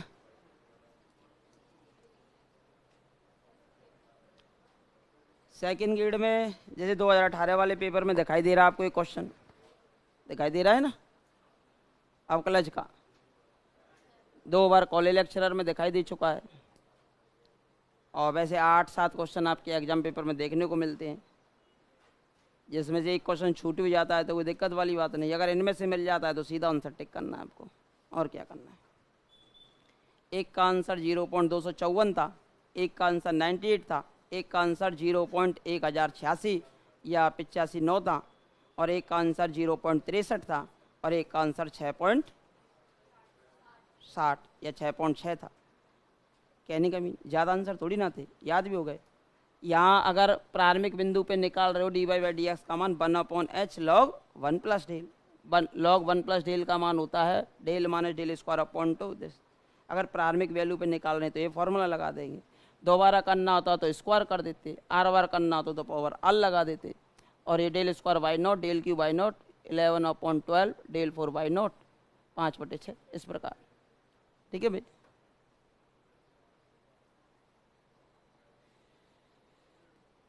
प्लस वैसे तो याद रहेगा नहीं, देखो वैसे तो याद रहेगा नहीं, वैसे याद रख सकते हो। यहाँ एस था, यहाँ 1/h² हो गया। अब देखो 2 से स्टार्ट हुए डेल स्क्वायर, फिर डेल की हो गया। देखो याद भी करा देता हूँ, भले याद करना चाहो तो। जैसे कि डेल स्क्वायर, फिर क्यू, फिर 4, फिर 5, और सबके पीछे y naught y naught y naught. ठीक है, प्लस माइनस प्लस माइनस, इनका गुणांक 1 1, इसका 11/12, और इसमें से 6 घटा दो, 6 - 6, ये दोनों में सेम घट रहा है भाई, ये 5 और ये भी बचेगा 6। ठीक है, तो ये हमें डेल स्क्वायर से स्टार्ट करना। Del square y naught, del cube y naught 11/12, del 4 y naught minus 5/6, del 5 y naught. अगर सीधे ही फॉर्मूला पूछ लिया जाए तो हमें पता होना चाहिए ना। वहाँ एग्जामिनर कुछ नहीं करेगा, इंडिजिटों के साथ छेड़गा नहीं करेगा, एक प्लस दे देगा, एक बार 6/5 ऊपर नीचे कर देगा। तो छोटा ऊपर लिखना है, बड़ा नीचे लिखना है। 11/12 पहले आ जाएगा, फिर उसमें से 6 घटा देना दोनों से, फिर 5/6 आपका हो जाता है। हमें मेन तो याद ही करने हैं, लास्ट में भी याद ही करने होते हैं। समझने के बाद हम पूरा प्रूफ कर लेते हैं, बाद में भी याद करने होते हैं। तो हम यहाँ इसको सीधे याद करेंगे। एक का आंसर था 98, एक का था 0.254, एक का था 0.63, एक का आंसर था 6.6, एक का आंसर था 0.1086 या 0.1085, और पीछे 9 लगा हुआ था। तो इस प्रकार आपके 4-5 क्वेश्चंस के आंसर थे। यहाँ से प्रारंभिक पॉइंट पर डेरिवेटिव निकाल रहे हो तो 1/h log 1 plus del y naught, या 1/h ये खोल देते हैं। इधर से अगर स्क्वायर करते हो तो डेल स्क्वायर से स्टार्ट होगा, क्यू चलेगा, 4 चलेगा, 5 चलेगा, इसका गुणांक 11/12 आएगा, और उसका आपका 6 घटा देना, 5/6 आ जाता है। ये हमारे पास यहाँ तक एक टाइप के फॉर्मूले तो ये हो गए। एक टाइप के और बच्चे हैं, अगर वो भी पूछ ले जाए तो उनको और हम लिख लेते हैं, और फिर उसके बाद डेरिवेटिव का हमारी अनुसार तो कोई क्वेश्चन बाहर नहीं जाएगा, मेरे अनुसार तो। फिर भी चला जाए तो वो आपको दुर्भाग्य रहेगा, वैसे जाएगा नहीं, 99.99% तो नहीं जाएगा। ठीक है, 1% एग्जामिनर पहले से यूँ कह रहा हो कि भाई मैं तो कहाँ जाऊँगा? कहाँ जाएगा एग्जामिनर? छोरा छोरा ओ छोरा, केंद्रीय अंतर अवकलज डालो।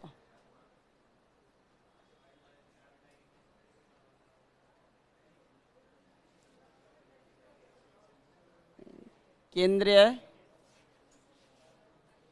अंतर अवकलज।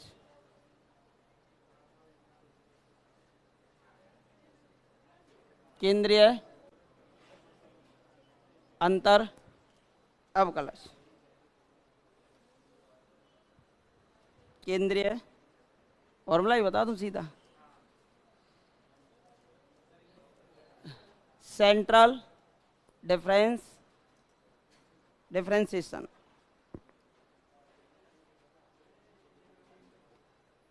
इसमें लिखेंगे प्रथम अंतर अवकलज।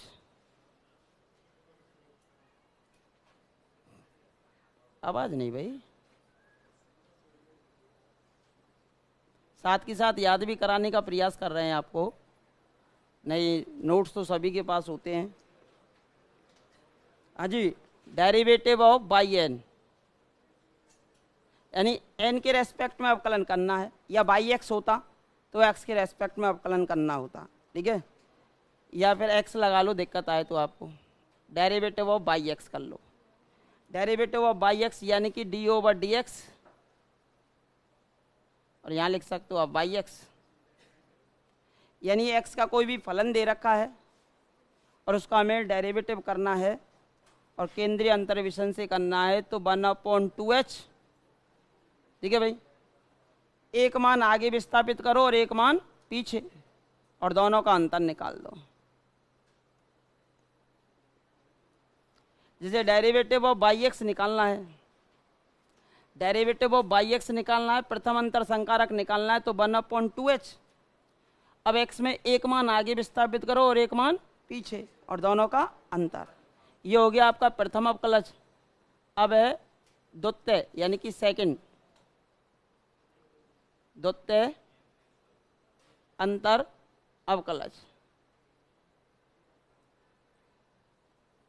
द्वितीय अंतर अवकलज प्रथम हो गया, इसके बाद आएगा आपका द्वितीय अंतर अवकलज। ये होगा अवकलन दूसरी बार किसका? बाई एक्स का। अब भाई दोबारा अवकलन करो, यानी कि D square over d x square, वो भी वाई एक्स का, यानी कि वाई डबल डैश एक्स हो जाएगा ये, तो ये कितना आएगा? 1/h² हो जाएगा। अब नीचे अब देखो क्रम का ध्यान रखा करो। अब भाई आपको पता है ना 1 to 1 आते हैं गुणांक, 1 to 1 प्लस माइनस में चलेगा, तो यहाँ आ जाएगा आपके पास, जैसे कि पहले में आया प्लस का 1, तो एक एक घटाते चले जाना, जैसे कि x + 1, फिर -2yx, एक और घटा देना, फिर प्लस का yx - 1। देखिए भाई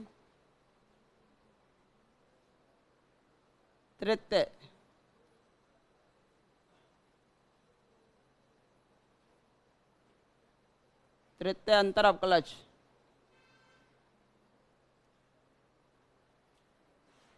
dq yx, यानी कि 3 बार अवकलन, वो भी किसका? yx का। एक बार अवकलन कर लिया, 2 बार कर लिया, अब कितनी बार करोगे आप? 3 बार करोगे, तो ये आ जाएगा 1/2hq। hq तो चल ही रहा है, पहले में 2 आया था, पर दूसरे में नीचे 2 नहीं आया, फिर तीसरे में 2 आया है, पर चौथे में नीचे 2 नहीं आएगा, ठीक है, 2hq। अब यहाँ से उसमें तो 1331 आता है, लेकिन यहाँ नहीं आएगा, बाई x + 2।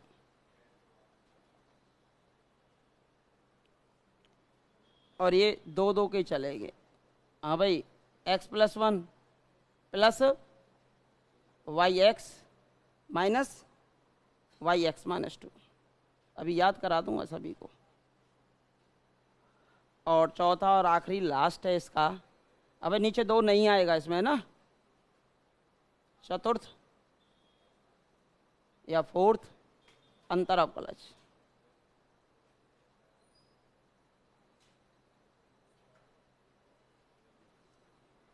यहाँ से आएगा d4/dx4 और yx, इसका अवकलन निकालना है। हाँ तो बताइए नीचे 2 आएगा क्या? नहीं आएगा, h4 आ जाएगा, h तो बढ़ ही रहा है। अब इसके गुणांक तो जानते हो 14,641 होते हैं, तो ये आ जाएगा अब आपके पास कितना, yx + 2 14 yx + 1 641 yx -1 plus yx -2। ऐसे ही आगे चलते चले जाते हैं।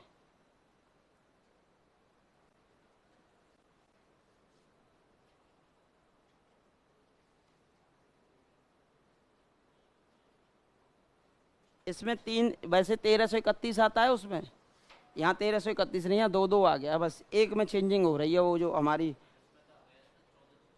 इसमें आ जाता है 14,641, यहाँ पे वो चेंज हो जाती है। जैसे कि मैंने आपको पास्कल त्रिभुज पढ़ा रखा था ना, याद आ रहा हो, जैसे कि 1 होता है, फिर 1 1 होता है, फिर इसके भी पीछे 1 1 बढ़ा दो, लेकिन इन दोनों का जोड़ कितना होता है 2, वो आगे लिख दो, फिर इसके पीछे 1 बढ़ा दो 1 बढ़ा दो, इन दोनों का जोड़ 3, इन दोनों का जोड़ 3, 1331, फिर 1 बढ़ा दो, फिर 1 बढ़ा दो, इन दोनों का जोड़ 4 6 4 1।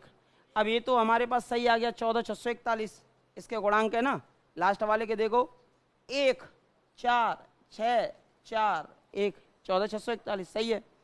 अब ये 2 से स्टार्ट हुआ है, x + 2, अब इसमें से 1 घटा दो, x + 1, फिर 1 घटा दो x, फिर 1 और घटा दो x -1, फिर 1 और घटा दो x -2, प्लस माइनस में चले गई, plus minus plus minus plus, ठीक है। अब लेकिन इससे पिछले वाले में आना चाहिए था 1331, लेकिन ये नहीं है, यहाँ पर 3 3 के स्थान पर क्या हो गया, केवल 2 2 हो गया है, वही प्लस माइनस चलेगा, लेकिन यहाँ 2 आ जाएगा, एच क्यू आएगा, आएगा x + 2 से ये स्टार्ट कर रहे हो, देखो ये भी हमने x + 2, फिर x + 1 एक घटा दिया, फिर x और फिर 1 घटा दो, x -1 तक आएगा ये। एक बार मैं देख लेता हूँ, कंफर्म कर लेता हूँ, x -2 ही है।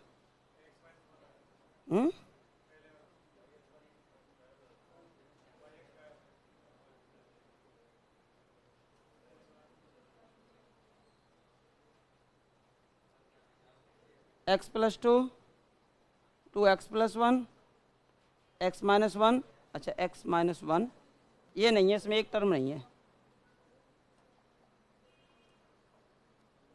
x -1 और x -2, भाई x नहीं है भाई इसमें,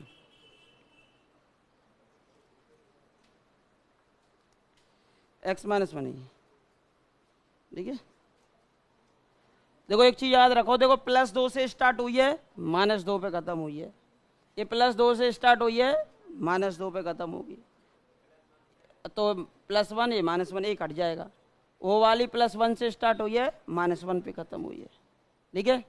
इसके तो गुणांक सीधे आ रहे हैं 1 to 1, ये तो ठीक है, इसके गुणांक आ रहे हैं 1 to 1, इसके आ रहे हैं 14,641 लास्ट वाले के भी ठीक है, लेकिन इसके बदल गए 1 to 1 x + 2 x + 1 x -1 x -2।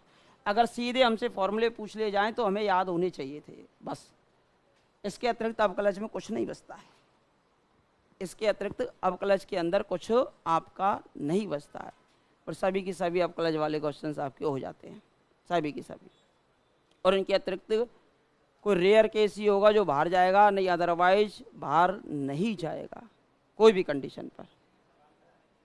कुछ क्वेश्चंस ले लेते हैं, अंतर समीकरण का टॉपिक चल रहा था कल, ये तो मैंने करा दिया, पेन ड्राइव नहीं थी उस टाइम। किन पे?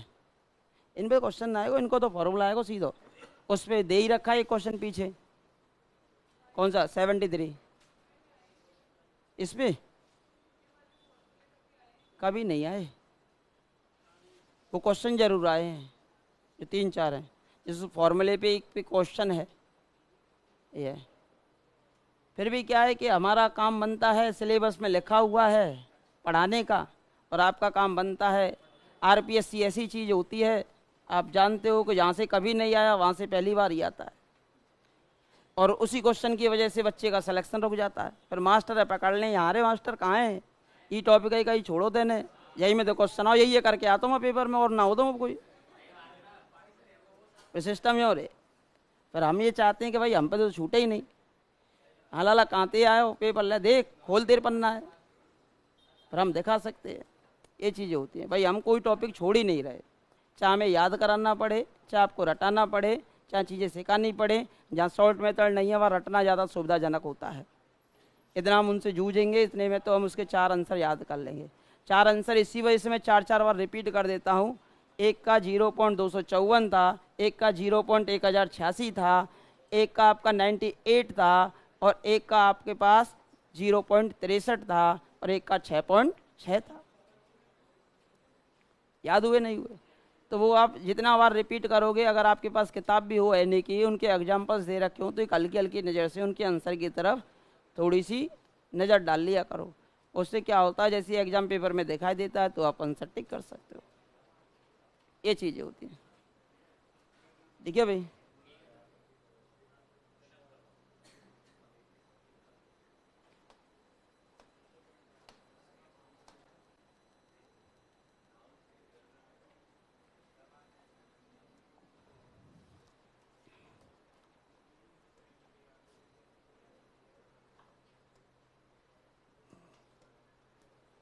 हाँ जी, कौन से नंबर का क्वेश्चन था कल जो आप ऑप्शन से कह रहे थे?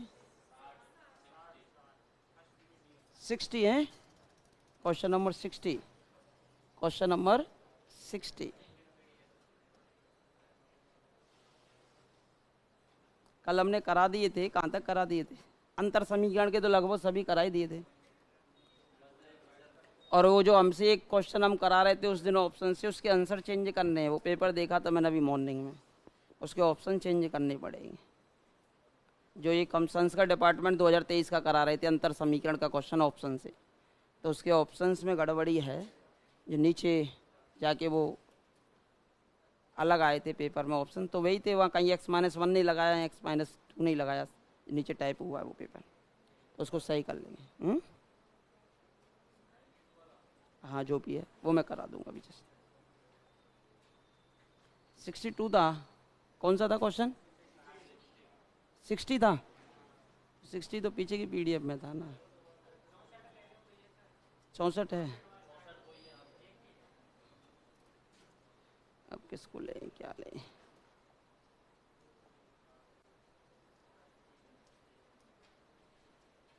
वो तो दोबारा ही खोलेगी वो। 64 भी तो वो अब पीछे हट गई, जब पीछे कह रहे थे। अब एक बार जब निकल जाती है बात हाथ से, तो फिर तक कितना भी पीछे भागो रात नहीं आती, फिर उतना ही इंतजार करना पड़ता है। अब ऐसे ही तो है, जो निकल गई हाथ से वैकेंसी, तब उतना ही इंतजार करना पड़ेगा। हो भी सकती है अभी आपको ये जुलाई के अंत तक पता चल जाएगा, वैकेंसीज का कंफर्मेशन हो जाएगा, और वैकेंसीज तो आएंगी, इसमें कोई दोहराए है ही नहीं।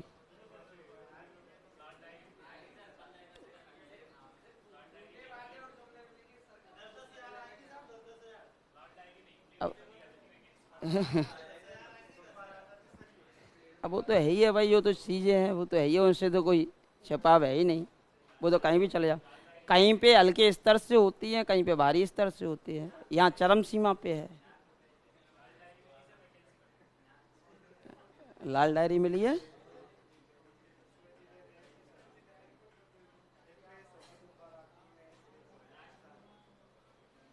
आए अबे एक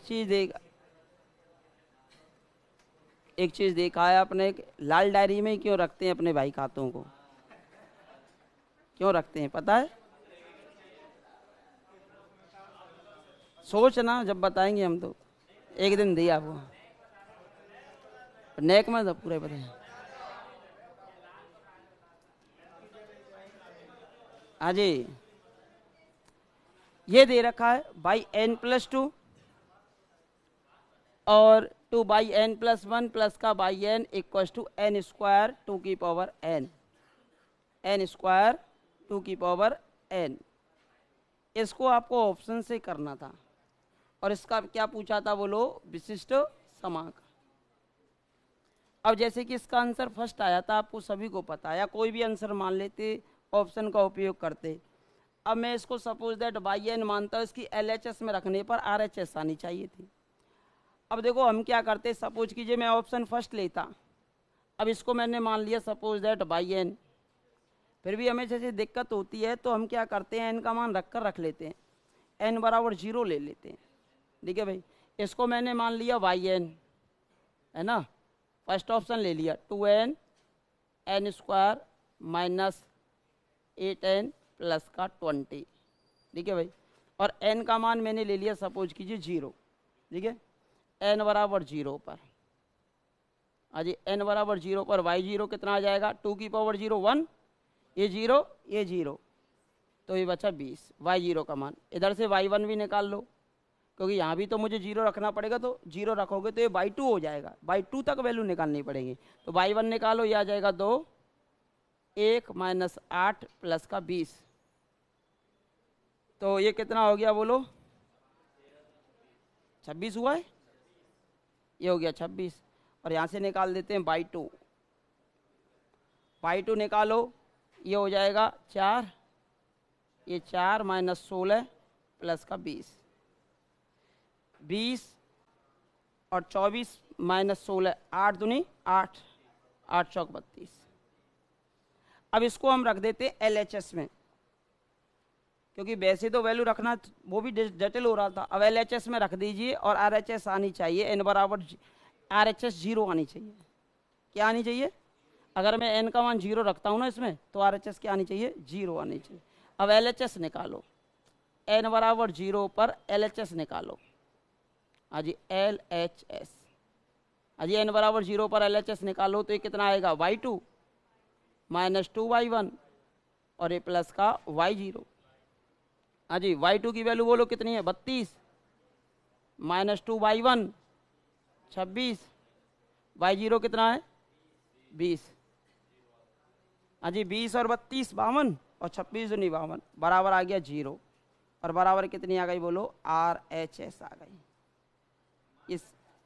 ये सेटिस्फाई कर जाता है, और ये सेटिस्फाई कर जाता है तो ये हमारे पास क्या हो जाएगा, आंसर हो जाएगा। ये सेटिस्फाई कर जाता है और ये क्या आ जाएगा, आंसर। n बराबर 0 पर RHS 0 ही आती है।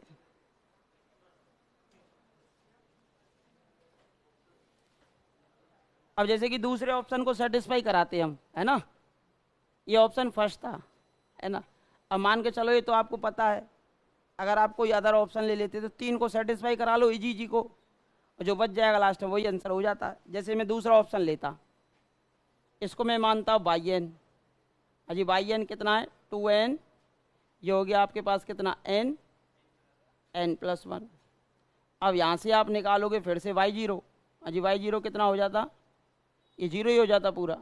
y1 निकालो कितना हो जाता, 2, 2 इंटू 2 4 हो जाता, और y2 निकालो 4, 8 और 8 तिया 24, 2 रखा है ना, 2 और 1 3, 3 दूनी 6 और 2 दूनी 4, 6 चौक 24।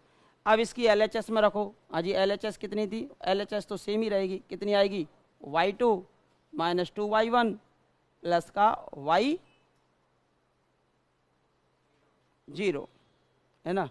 हाँ जी, इसमें y2 का मान कितना है 24 माइनस 2y1, y1 का मान कितना 4 और y0 का मान कितना 0। हाँ जी, कितना आया 8 घटाओ 24 में से 16, लेकिन n बराबर 0 रखने पर RHS कितनी आनी चाहिए थी, 0 आनी चाहिए। यहाँ कितना आ गया 24, और ये LHS आ गई, जबकि RHS कितनी है, RHS है 0, तो ये ऑप्शन सेटिस्फाई नहीं है, तो ये दूसरा गलत हो गया।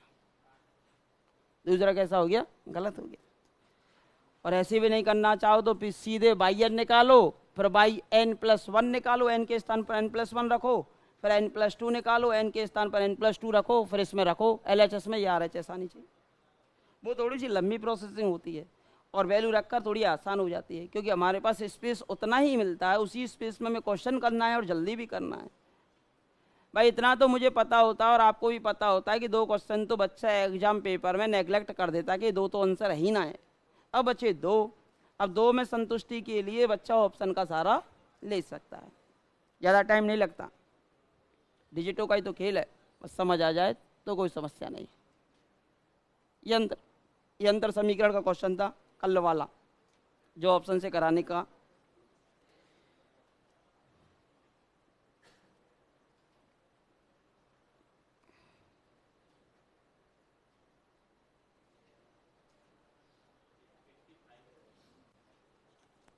एट्टी फाइव नहीं हुआ, 85 तो शायद मैंने कराया था ना, नहीं करवाया, चलो करवा देते हैं। अभी कर जाएगा, सभी के करेंगे।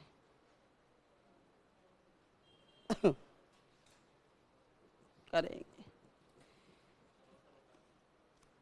हो गया ना।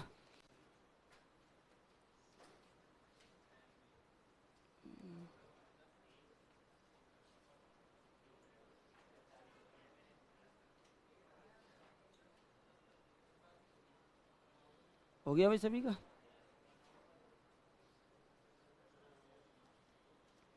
कल से एक नई सीट स्टार्ट कर लेंगे, 2 4 5 क्वेश्चन में जो डाउटेशन होगा वो पूछ लेना क्लास में आते ही। देखिए मोस्टली मैंने सभी क्वेश्चंस कराए हुए हैं आज, कई टेंशन ले रहे हो, सब कुछ करा देंगे। हाँ रियल ले लेना, 2D 3D जो भी लेना वो लेना, रियल कॉम्प्लेक्स रियल ले लूँगा, ठीक है।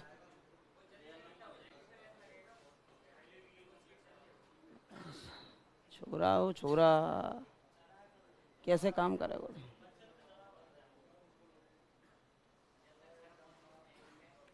हमें जल्दी ना करनो, सिलेक्शन के लिए पढ़ना भाई, एक भी क्वेश्चन छूटना नहीं चाहिए, भले 5 दिन लेट हो जा।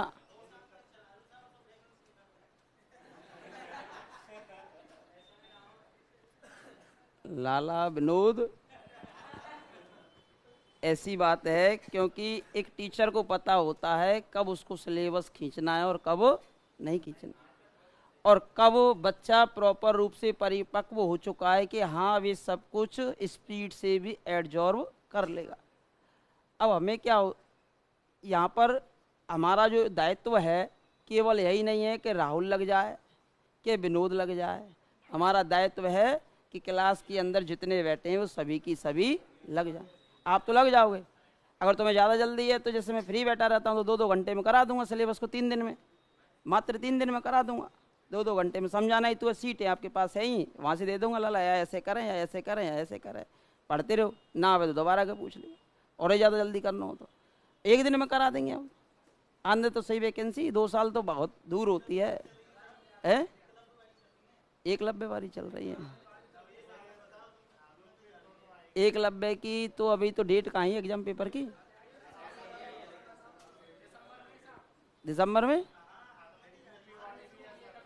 हाँ तो दिसंबर तक वो हो जाएगी, उसमें क्या है। अब उसमें तो ये कुछ सिलेबस में है भी ना है, फिर क्यों पढ़ रहे हो आप, घर आराम करो। बीएससी तो है नहीं, बीएससी का एक आध टॉपिक है, 11 12 का टॉपिक है। हाँ तो टाइम तो फिर बाद में एफ से पढ़ लेना, एफ भी तो है। किसकी भाई, 1 आध 2 सीटें रह जाएंगी वो कर ले, सभी के लिए रखना पड़ता है भाई।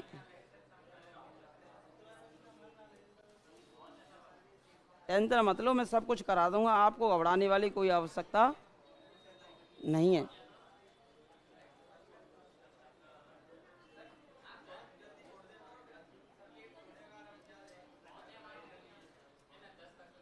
एक करा देता हूँ, 85 है जो, बस लास्ट।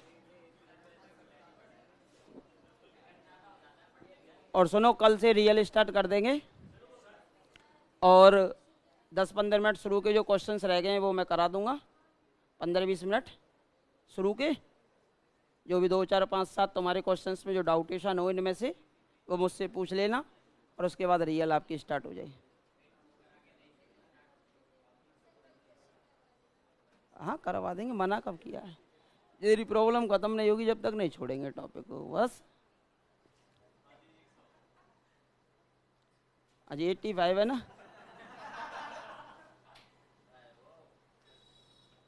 ये अभी खाएगा। देखो आज by x plus 2 y x plus 2 4 y x equals to 2 की पावर एक्स था।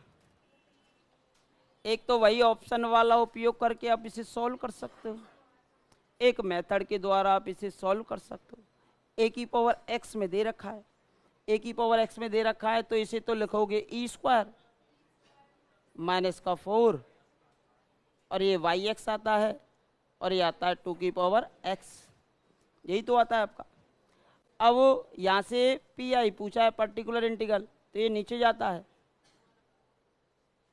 एक हो जाएगा ई माइनस 2 और एक ई प्लस 2 और ये 2 की पावर एक्स। फिर मैंने आपको बताया है सीधा ही रख देंगे, तो यहाँ 0 आ रहा है लेकिन इसमें 0 नहीं आ रहा, जिसमें 0 नहीं आ रहा उसमें रख सकते हो। तो यहाँ से 2 रख दीजिए, ये हो जाएगा ई माइनस 2, ये हो जाता है 2 प्लस 2 और ये 2 की पावर एक्स, यानी कि 1/4 हो गया। अब जैसे ही 0 हो जाता है, आपको पता है जैसे ही 0 हो जाता है तो उस केस में हम किससे करते हैं आपको पता है, पोलिनोमियल मानकर, यानी बहुपद, ठीक है। और बहुपद मानकर करते हैं तो हम गुणा कर देंगे एक्स की पावर क्रम गुणित 0 से, यानी कि 1/4 ये हो गया 1/e माइनस 2, ये हो गया 2 की पावर एक्स और एक्स की पावर क्रम गुणित 0। यही तो बताया था मैंने कि जैसे नीचे 1 फंक्शन ऑफ ई हो और इधर से आपके पास हो ए की power x into P x या पी एन एक्स हो, तो ये आपका बाहर आ जाता है ए की पावर एक्स और यहाँ पर हो जाता है आपका एफ ए ई और ये पी एन एक्स हो जाता है। यही तो बताया है मैंने आपको, अगर 0 बन जाता है तो। अब हम क्या करेंगे, 2 की पावर एक्स को बाहर निकाल देंगे, ये 1/4 है ही, 2 की पावर एक्स बाहर हो गया, ये हो जाएगा अब आपका 2e और ये माइनस का 2 और ये एक्स की पावर क्रम गुणित 0। अब 2 कॉमन निकाल देंगे तो 1/4 तो पहले से ही था, 2 की पावर एक्स पहले से ही था, 1/2 कॉमन आ गया। 1/2 कॉमन आने के बाद e माइनस 1 बचा। आज e माइनस 1 को अब डेल में कन्वर्ट करना पड़ेगा और e माइनस 1 किसके बराबर होता है बोलो, डेल के बराबर होता है। ये 1/8 हो गया, 2x हो गया, e माइनस 1 होता है आपका डेल के बराबर और डेल का 1/डेल का मतलब क्या होगा, इंटीग्रेशन। 1/डेल का मतलब क्या होगा, इंटीग्रेशन, और डेल का मतलब डिफरेंशिएशन। तो ये कितना होगा, इसका समाकलन बोलो कितना होगा, x की पावर क्रम गुणित 1, यही तो आएगा, x की पावर क्रम गुणित 1 अपॉन फैक्टोरियल 1। अब x की पावर क्रम गुणित 1 का मान x ही होता है, तो ये हो गया x/8 2 की पावर x। अब देख लो कोई ऑप्शन है क्या, x/8 थर्ड ऑप्शन है, थर्ड ही है, क्योंकि 2 इनवर्स है ना, 2 इनवर्स, तो उसको 1/2 लिख सकते हो, तो 1/8 x 2 की पावर x, ठीक है। तो ये हमारे पास आंसर हो जाता है, और ऑप्शन से करना चाहते तो ऑप्शन से भी हो जाता है। ये सेकंड ग्रेड 2022 का क्वेश्चन था। तो हम तो मेथड से ज़्यादा उचित लगता है हमें करना, अगर हमें मेथड नहीं बैठ पा रहा है तो फिर हम ऑप्शन का उपयोग करें। ये तो मैंने करा है, ये जहाँ 0 नहीं होता है ना सीधा 2 रख दो। अच्छा यहाँ 0 हो रहा है, यहाँ 0 हो रहा है तो पोलिनोमियल से मल्टीप्लाई कर दो, एक्स की पावर 0 का मान 1 होता है। फिर ये आगे आता है, यहाँ ई होता है वहाँ ए ही हो जाता है, 2 बाहर निकाल दिए, ई माइनस 1 को फिर डेल में बदलना पड़ता है पोलिनोमियल को सोल्व करने के लिए, डेल में कन्वर्ट किया 1/डेल आपका इसके बराबर होता है, क्योंकि ई इक्विवेलेंस होता है किसके, 1 प्लस डेल के।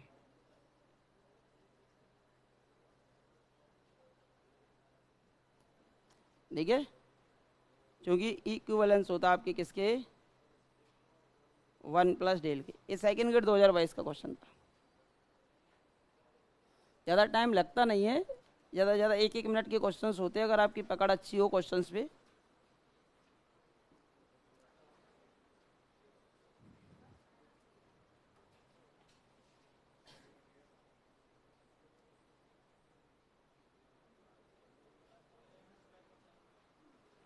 एक पिछला वाला क्वेश्चन था वो ऑप्शन से कर ही लिया होगा, सेकंड ग्रेड 2022 का, उसमें तो कुछ था नहीं, बस ऑप्शन का उपयोग करना था और सीधा आंसर आ जाता है। इससे पिछले वाला जो क्वेश्चन था वो भी सेकंड ग्रेड में ही आया था 2022 में।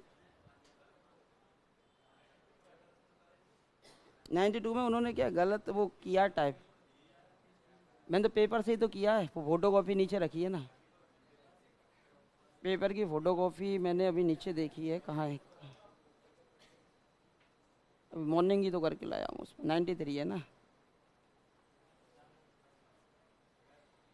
ये देख ले, ये ऑप्शन थे उसमें, दिखा देंगे 93 में, अभी मॉर्निंग, अब वो देख लूँगा, वो नीचे अभी देखा है मैंने उसको। अच्छा सही होंगे तो फिर ऑप्शन मैच होगा डेफिनेटली, हाँ तो वो फिर सेटिस्फाई होगा डेफिनेटली, ऐसी कंडीशन नहीं बन सकती। हाँ तो उस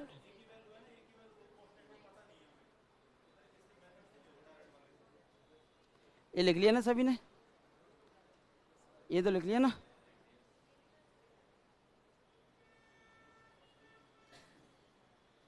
अजी ये से लिख लो जल्दी।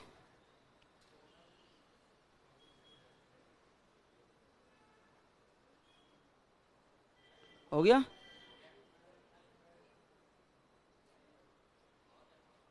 अब होती है, अब तो खैर क्या पढ़ाएं, कल कराएंगे जो कुछ बचा हुआ 2 4 5 क्वेश्चन।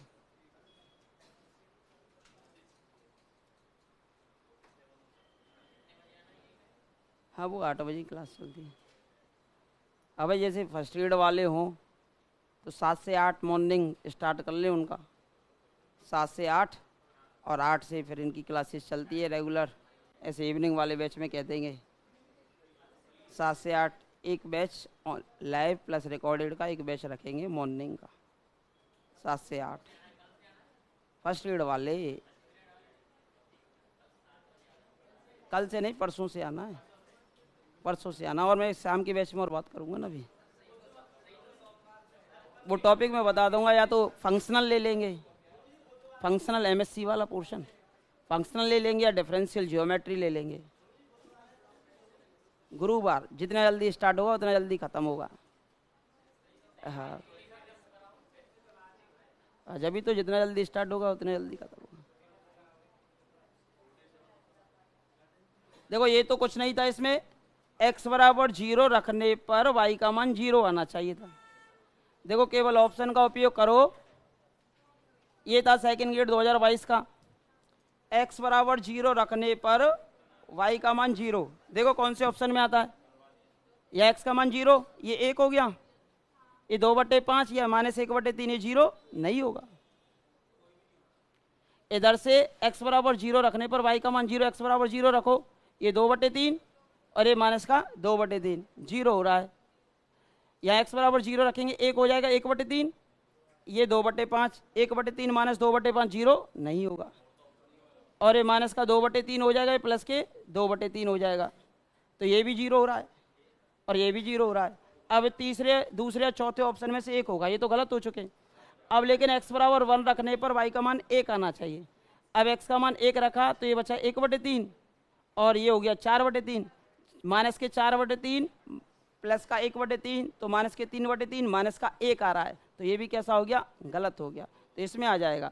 अभी आएगा माइनस का 2/3, यानी कि माइनस का 2 से 2 कैंसिल, माइनस का 1/3 और ये हो जाएगा 4/3, 4/3 माइनस का 1/3, 3/3, कितना आ गया 1। तो ये हम ऑप्शन से क्वेश्चन सॉल्व वहाँ कर सकते थे। तो एक तो हमारा ऑप्शन से हो रहा था, दूसरा भी ऑप्शन से हो जाता, लेकिन फिर भी हमने उसे मेथड से कर लिया, थोड़ा सा जल्दी आ जाता है। तो वैसे तो हम CF और वो निकालने लगेंगे तो काफ़ी टाइम लग जाता है, और वैसे अगर हमारे पास कोई ना कोई क्लू हो तो उस आधार पर हम सीधा ही आंसर टिक कर सकते हैं। शेष क्वेश्चंस मैं करा दूंगा आपको कल, है ना, और जो NA के 10-15 क्वेश्चन जो भी बचे हुए 2-2, 3-3 मिनट में वो हमारे कल हो जाएंगे, और उसके बाद कल आपकी रियल की क्लास स्टार्ट हो जाएगी मॉर्निंग 8:45 या 9 बजे लास्ट, है ना। मतलब NA के कुछ क्वेश्चंस रहेंगे ना शुरुआत में, क्लास तो 8 बजे से ही होगी, और शुरुआत में कुछ NA के क्वेश्चंस रहेंगे, ठीक है।